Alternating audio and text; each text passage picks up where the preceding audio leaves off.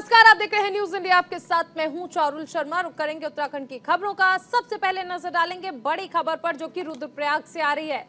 मद महेश्वर धाम के जंगलों में फंसे हैं सैकड़ों तीर्थयात्री। पुल टूटने की वजह से 3 दिन से यहां पर तीर्थयात्री फंसे हुए हैं। गोंडार गांव के बनातोली में नदी पर बना पुल टूट गया। भारी बारिश और नदी के उफान के कारण नदी में ये पूरा पुल समा गया। ऑडियो मैसेज भेजकर तीर्थयात्रियों ने गुहार लगाई। फिलहाल एसडीआरएफ का रेस्क्यू ऑपरेशन चल रहा है। रस्सियों के सहारे 100 लोगों को रेस्क्यू कर लिया गया है। मौसम साफ होने के बाद हेलीकॉप्टर से रेस्क्यू अभियान चलाया जाएगा।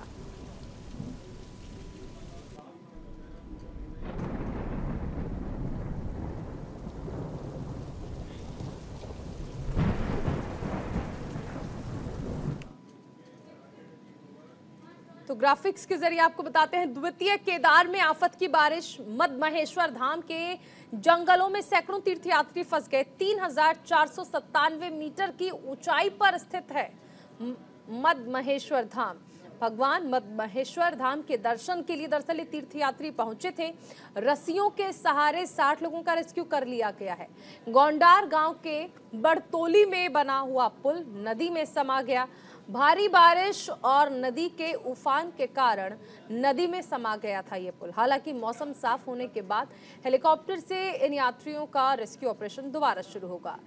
द्वितीय केदार के नाम से ये जो मद महेश्वर धाम है ये जाना जाता है, जहां पर पुल जो है वो नदी में समा गया। लगातार बारिश जो है वो बढ़ी हुई है, जिसकी वजह से तीर्थयात्री वहां पर फंस गए थे। तीर्थयात्रियों ने ऑडियो मैसेज के जरिए इस बात की जानकारी दी कि वो वहां फंसे हुए हैं। उसके बाद अब रेस्क्यू ऑपरेशन वहां पर चल रहा है।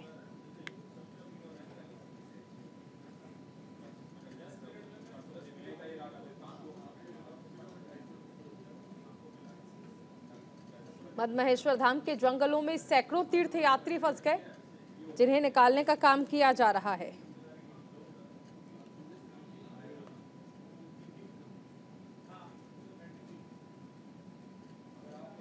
हमारे साथ सहयोगी संजय पुंडीर जुड़ गए हैं। संजय, सबसे पहले ये जानना चाहेंगे फिलहाल स्थिति कैसी है, क्योंकि हम देख रहे हैं कि सैकड़ों की संख्या में जो तीर्थयात्री है वो फंस गए हैं मद महेश्वर धाम पर। फिलहाल स्थिति क्या है? बिल्कुल चारुल, आपको बता दें, लगातार हो रही बारिश से उत्तराखंड के जो लोग हैं वो त्राही त्राही कर रहे हैं, क्योंकि हमने देखा है कि बीते दिनों लगातार उत्तराखंड की बारिश से आपदा जैसे हालात हो गए हैं। उसमें पहाड़ क्षेत्र की बात की जाए या मैदानी जिलों की बात की जाए, तमाम जगह बाढ़ जैसे हालात हो गए हैं, जिसको लेकर अब खुद मुख्यमंत्री पुष्कर सिंह धामी लगातार ही कंट्रोल रूम पर नजर बनाए हुए हैं। हालांकि जो तमाम जिलों के जिला अधिकारी हैं उनके भी लगातार संपर्क में है और लगातार प्रयास किया जा रहा है कि जो यात्री फंसे हुए हैं, जो लोग परेशान हैं, उनकी जल्द से जल्द मदद की जाए। जी संजय, ये भी जानना चाहेंगे आपसे कि फिलहाल अगर हम देखें तो रेस्क्यू ऑपरेशन जो है वो कहां तक पहुंच चुका है? अभी कितने तीर्थयात्रियों का रेस्क्यू हो चुका है, कितने का रेस्क्यू होना अभी बाकी है? स्थिति कैसी है वहां?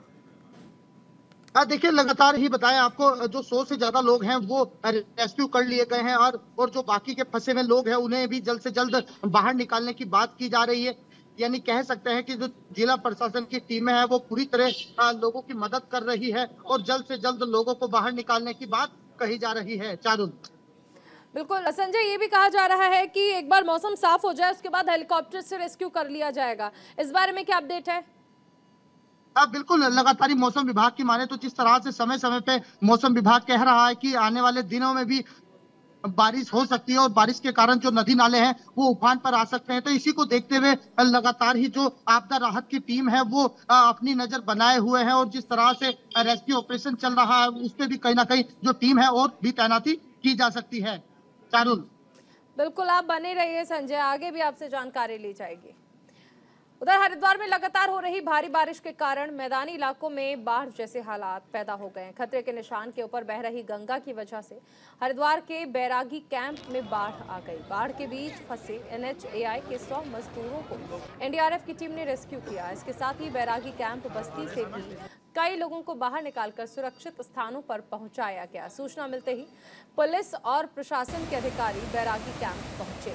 अधिकारियों ने बैरागी कैंप में रह रहे लोगों से घरों से सामान निकालकर सुरक्षित स्थानों पर जाने की अपील की। देखिए, अलर्ट हमें पहले से ही मिला हुआ था, लोगों को सबको जारी भी करा गया था। हमारी बाढ़ चौकियाँ बिल्कुल एक्टिव हैं और जैसे-जैसे सूचना मिलती है हम लोगों के साथ खड़े हैं। बाकी एसडीआरएफ और पुलिस की टीम यहीं पे मौजूद है। जिन लोगों को रेस्क्यू किया जाना था उनको बोट के माध्यम से किया जा चुका है, लेकिन बस्तियों में जहाँ-जहाँ पानी भर रहा है वहाँ पर भी हमारी टीम सक्रिय है और लोगों के साथ है। लोगों को यही अनाउंसमेंट करके ये निर्देश दिए जा रहे हैं कि वो अपना स्थान सुरक्षित स्थान पे मूव हो जाएँ, अपना सामान वहाँ से हटा लें। जैसे पानी कम होगा बाद में वो अपना जगह पे जा सकते हैं। दूसरा, जहाँ-जहाँ पे राहत सामग्री की आवश्यकता है, जैसे तिरपाल हो गया, फूड किट्स हो गए, वो हम प्रोवाइड करा रहे हैं। यहाँ पे बाढ़ की स्थिति को देखते हुए प्रशासन के साथ एक रेस्क्यू अभियान चलाया गया था। एनएचआई में लगभग 100 लोग फंसे हुए थे, उसमें मैक्सिमम लोगों को रेस्क्यू किया जा चुका है। 5-7 लोग अभी बचे हुए हैं, उनको अगले आधे घंटे में उनको भी सुरक्षित निकाल लिया जाएगा। ये एहतियातन कदम इसलिए उठाया गया है कि जिस तरह से जलस्तर बढ़ रहा है तो आगे आने पे कोई समस्या ना आए, तो इस स्थिति को ध्यान में रखते हुए रेस्क्यू किया गया। इसके अलावा पानी बस्तियों में भी घुस रहा है, तो बस्तियों में भी हमारा अनाउंसमेंट चल रहा है और हमारी टीम लगातार लगी हुई है मौके पे और जल्द ही उन लोगों को भी रेस्क्यू किया जाए। हमारे सहयोगी संजय बने हुए हैं। संजय, फिलहाल ये कहा जा सकता है कि जो जल स्तर है वो बढ़ता जा रहा है, लोगों को फिलहाल तो राहत नहीं मिल रही है। देखिए चारों लगातार ही पहाड़ों में हो रही बारिश का सीधा सीधा असर अब मैदानी जिलों में दिख रहा है। नदी नाले पूरी तरह उफान पर है, जिसको लेकर जिला प्रशासन की जो टीम है वो पूरी तरह अलर्ट मोड पर है। हालांकि जिला अधिकारी समय समय पर बैठक भी कर रहे हैं और बैठक में लगातार यही प्रयास किया जा रहा है जो बाढ़ पीड़ित है उन्हें जल्द से जल्द राहत मिले। हालांकि अगर बैरागी कैंप की बात की जाए तो यहाँ पर बाढ़ जैसे हालात हो गए हैं, जिसको लेकर अब जो यहाँ के उप जिला अधिकारी हैं जयवीर सिंह, वो भी लगातार मौका मुआयना कर निरीक्षण कर रहे हैं और जल्द से जल्द जो बाढ़ जैसे हालात है उन्हें सुधारने का काम किया जा रहा है। चारू, बिल्कुल। चलिए संजय, आप बने रहिए, आगे आपसे जानकारी ली जाएगी। इस बीच जोशीमठ से एक बड़ी खबर आ रही है, जहां पर उत्तराखंड के जोशीमठ में भीषण हादसा हुआ है। लैंडस्लाइड की वजह से एक बिल्डिंग भराकर गिर गई है। मंगलवार देर शाम हेलंग गांव में ये बिल्डिंग गिर गई। एसडीआरएफ की टीम ने इस दौरान 3 लोगों को बचाया। उत्तराखंड में इन दिनों खराब मौसम के चलते जिंदगियों पर खतरा मंडरा रहा है। कहीं लैंडस्लाइड तो कहीं बादल फटने से तबाही का मंजर देखने को मिल रहा है। ताजा मामला चमोली जिले का है, जहां लैंडस्लाइड प्रभावित जोशीमठ के पास हेलंग में बीती रात दर्दनाक हादसा हो गया। हादसे में कुल 6 लोग घायल बताए जा रहे हैं। अधिकारियों ने बताया कि भूस्खलन प्रभावित जोशीमठ के पास हेलंग में जो इमारत ढह गई है उसके मलबे में दबने से एक व्यक्ति की मौत हो गई है। बताया जा रहा है कि मृतक क्रैशर प्लांट में मजदूरी करता था। मलबे में फंसे होने की आशंका जताई जा रही है। इस घटना में कुल 6 लोग घायल हुए हैं। अतिरिक्त सूचना अधिकारी रविंद्र नेगी ने कहा कि बचाए गए लोगों को अस्पताल ले जाया गया है। एसडीआरएफ के जवान इमारत में फंसे अन्य लोगों को सुरक्षित बाहर निकालने की कोशिश में जुटे हैं।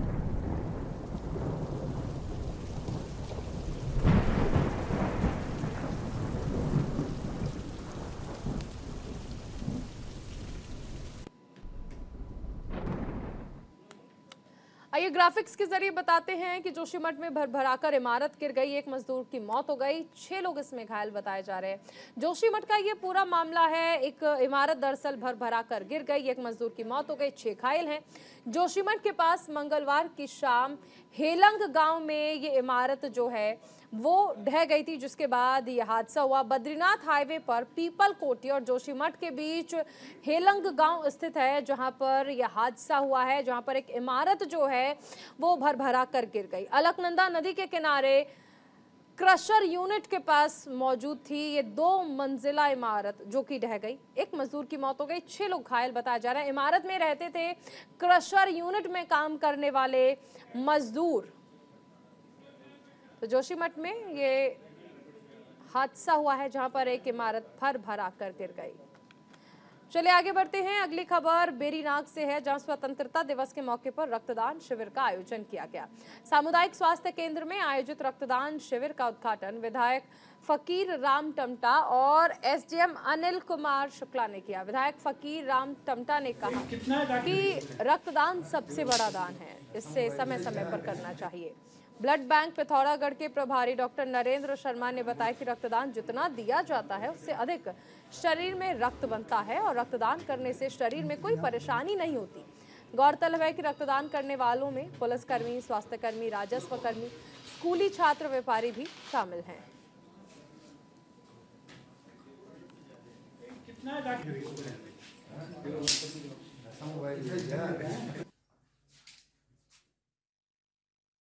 पूर्व मंडल अध्यक्ष भाई दीपक धानिक जी और युवा मोर्चा के अध्यक्ष मनोज कार्की जी, इनके द्वारा ये पहल की गई, ये बहुत ही सराहनीय कदम है, क्योंकि आज यहाँ पे काफ़ी लोग भीड़ मची है, ब्लड डोनेट हो रहा है, ये कहीं न कहीं किसी मरीज के काम आएगा।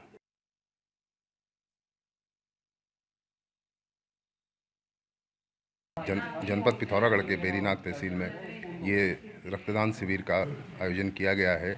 आज़ादी का जो अमृत महोत्सव है, उसी के उपलक्ष्य में जो है यहाँ पे को जो है ये रक्तदान शिविर का आयोजन किया गया है। भारतीय जनता पार्टी के तमाम सदस्यों को, तमाम जनों को मैं हार्दिक शुभकामनाएं देता हूं और उनका धन्यवाद प्रकट करता हूं, क्योंकि उन्होंने बढ़ चढ़ करके इस कार्यक्रम में यहाँ पे अपनी भागीदारी की है और जनपद में जो रक्त की कमी है उसको पूर्ण करने के लिए ये शिविर जो है एक मील का पत्थर साबित होगा, क्योंकि हमारे जनपद में रक्तदाताओं की बहुत कमी है। चलिए आगे बढ़ेंगे। एक बड़ी खबर टिहरी से आ रही है। कल से बंद रहेगा सरकंडा देवी रोपवे। सुरकंडा देवी रोपवे कल से बंद रहेगा। 17 अगस्त से 28 अगस्त तक इस रोपवे को बंद रखा जाएगा। रूटीन चेकअप के लिए इसे बंद रखा जाएगा। सुरकंडा देवी रोपवे कल से बंद रहेगा। टिहरी के जिला पर्यटन एवं विकास अधिकारी अतुल भंडारी ने बताया कि 17 अगस्त से 28 अगस्त तक सुरकंडा देवी रोपवे का रूटीन चेकअप और निरीक्षण किया जाना है, जिसके लिए रोपवे कल से बंद रहेगा। उन्होंने बताया कि सुरक्षा को लेकर सुरकुंडा देवी रोपवे की सेवा पूर्ण रूप से स्थगित रहेगी।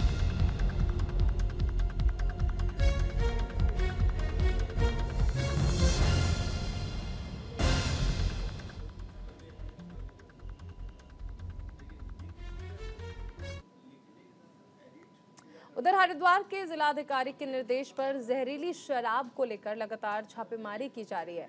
इस कड़ी में रुड़की में आबकारी विभाग की टीम ने गुप्त सूचना के आधार पर मैंगलोर के नथुखेड़ी गांव में लगभग 500 लीटर कच्ची शराब को एक घर से बरामद किया। मौके से मिली कच्ची शराब की भट्टियों को भी नष्ट किया गया है। आबकारी विभाग की टीम के पहुंचने से पहले ही आरोपी फरार हो गए थे। नाथुखेड़ी गांव में की गई छापेमारी में 20 लीटर शराब के साथ एक अभियुक्त को भी गिरफ्तार किया गया है।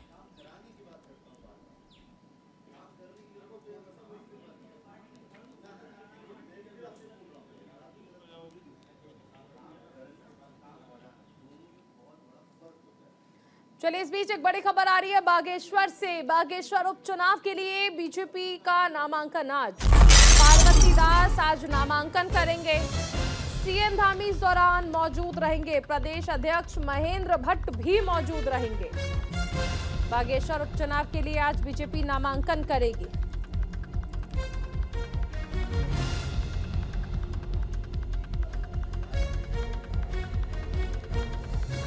ये बड़ी खबर आपको बताई जा रही है। बागेश्वर उपचुनाव को लेकर आज बीजेपी नामांकन करेगी। सीएम धामी इस दौरान मौजूद रहेंगे। प्रदेश अध्यक्ष भी मौजूद रहेंगे। बागेश्वर उपचुनाव के लिए आज बीजेपी की ओर से नामांकन किया जाएगा।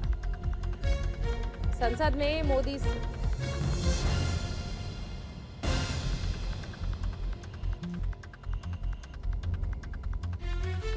आज पार्वती दास नामांकन करेंगे।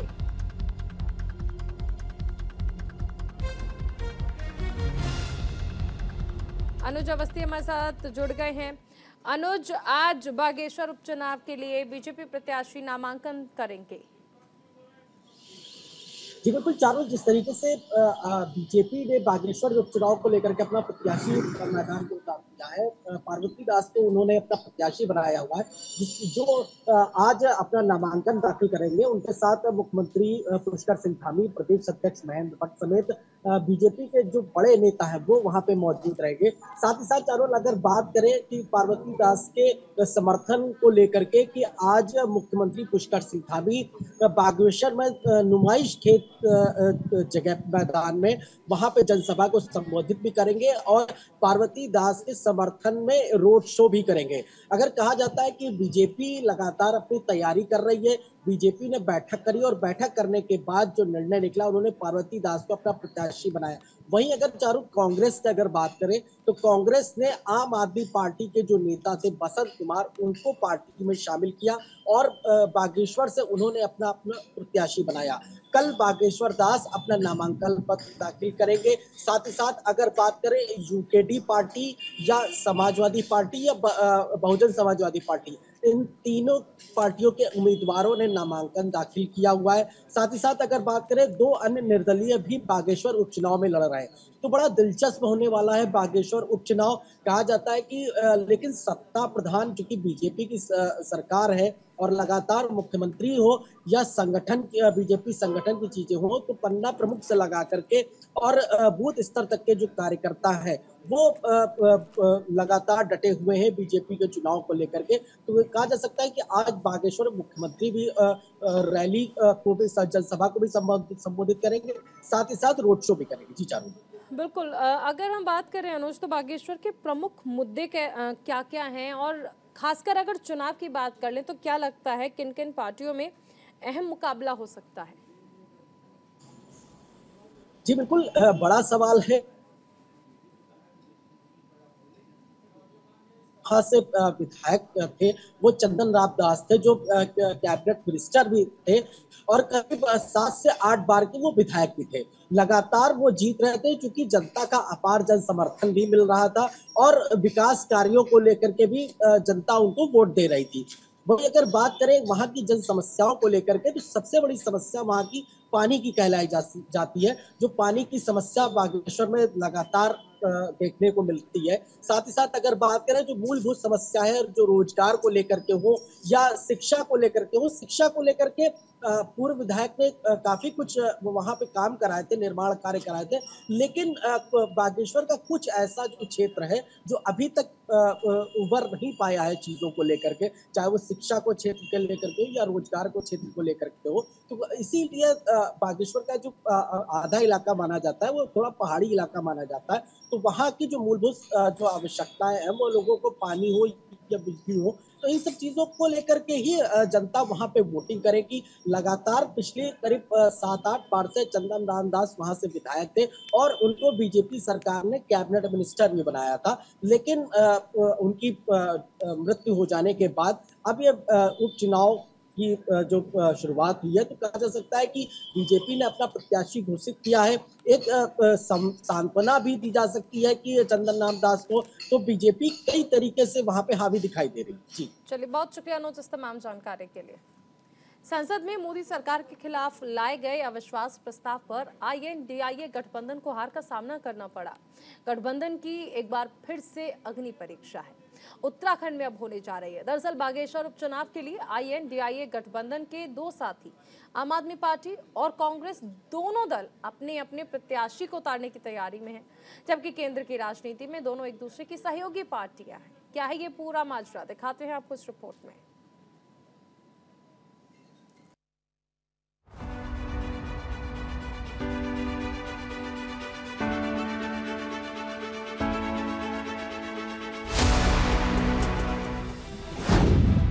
क्या उत्तराखंड में टूटेगा इंडिया गठबंधन? कहीं बागेश्वर उपचुनाव में टूट न जाए गठबंधन। बागेश्वर में इंडिया गठबंधन की पहली अग्नि परीक्षा। आम आदमी पार्टी और कांग्रेस दोनों उतारेंगे प्रत्याशी। 2024 के रण के पहले उत्तराखंड के बागेश्वर में उपचुनाव होने हैं। ये चुनाव सत्ता पक्ष और विपक्ष के 2024 का सेमीफाइनल माना जा रहा है। बीजेपी ने इसके लिए कमर कस ली है। वहीं इंडिया गठबंधन के लिए उपचुनाव पहली अग्नि परीक्षा होगी। दरअसल इंडिया गठबंधन में यहाँ दरार पड़ती दिख रही है, क्योंकि आम आदमी पार्टी और कांग्रेस ने इस सीट पर अपने अपने उम्मीदवार को उतारने का मन बनाया है। बागेश्वर उपचुनाव के लिए कांग्रेस प्रत्याशी तय करने की प्रक्रिया शुरू कर चुकी है। अगर कांग्रेस और आम आदमी पार्टी अलग अलग चुनाव लड़ती है तो वाकई में इंडिया गठबंधन के लिए शुभ संकेत नहीं माना जाएगा। दरअसल पिछले विधानसभा चुनाव में आपके उम्मीदवार को बागेश्वर में 16,000 वोट मिले थे, जिस वजह से कांग्रेस की हार हो गई थी। इस बार अगर दोनों पार्टियां अपनी हार से सबक नहीं लेती हैं तो इसका खामियाजा इंडिया गठबंधन को उठाना पड़ सकता है। बागेश्वर चुनाव में पिछली बार आम आदमी पार्टी तीसरे नंबर पर रहते हुए अपनी जोरदार उपस्थिति दर्ज कराई थी। इस बार भी पार्टी पूरी क्षमता से लड़ेगी। वैसे किसके साथ गठबंधन में जाना है, अकेले या गठबंधन के तहत उपचुनाव लड़ना है, इस पर केंद्रीय नेतृत्व को अंतिम फैसला लेना होगा। वहीं उत्तराखंड बीजेपी ने बड़ा दावा करते हुए कहा कि बागेश्वर उपचुनाव में स्थानीय लोग अपने प्रिय नेता स्वर्गीय चंदन राम दास को श्रद्धांजलि देने के लिए बीजेपी प्रत्याशी को बम्पर मतों से जिताकर विधानसभा भेजेगी। पिछले 2 महीने से बीजेपी बागेश्वर उपचुनाव की तैयारी में जुटी है।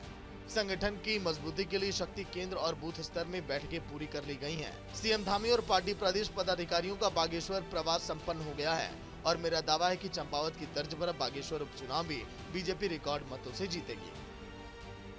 राज्य के मुख्य निर्वाचन अधिकारी ने उपचुनाव को लेकर राज्य के सभी दलों के प्रतिनिधियों के साथ अहम बैठक कर आचार संहिता का पालन करने के निर्देश दिए हैं। सत्तारूढ़ दल बीजेपी को बागेश्वर में सरकारी योजनाओं के पोस्टर हटाने को कहा। साथ ही जिले में वीवीआईपी दौरे यानी कि मंत्रियों के दौरे नहीं करने की ताकीद की। निर्वाचन आयोग की बैठक में उत्तराखंड कांग्रेस के मथुरा दत्त जोशी, दर्शन लाल बीजेपी के संपर्क विभाग के सदस्य संजीव विज और आपके स्टेट कोऑर्डिनेटर जोत सिंह बिष्ट और बहुजन समाज पार्टी के नेता मौजूद रहे। आगे अब क्या होगा ये तो वक्त ही बताएगा, क्योंकि बागेश्वर का उपचुनाव बेहद दिलचस्प हो चला है। Bureau report, news India. चलिए इसी के साथ इस बुलेटिन में फिलहाल इतना ही। आप बने रहिए न्यूज इंडिया के साथ।